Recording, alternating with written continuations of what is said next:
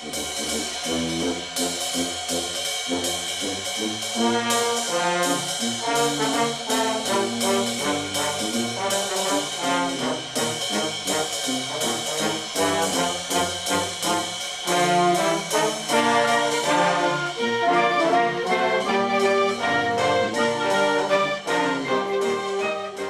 Thunder, you're watching ThunderVision Television. My name is Melding Wing, and our top story is Lake Region Softball won district championship beating Lake Wales. Let's take a look. Hey Coach, so how do you feel after the game tonight? I feel great. We got to win. The girls played good tonight. Good team effort. We had good pitching. I got great fans like Mr. Mike King over there. They did a really good job. I'm proud of them.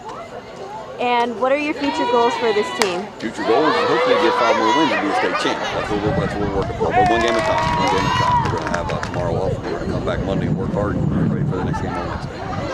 Thank you, Coach. You're welcome.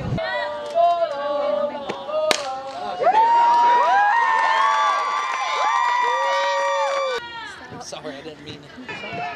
You have him a lot there. I only have him for Weber. Like, I swear, it was like, I'm Thanks for watching Thunder. We'll see you soon.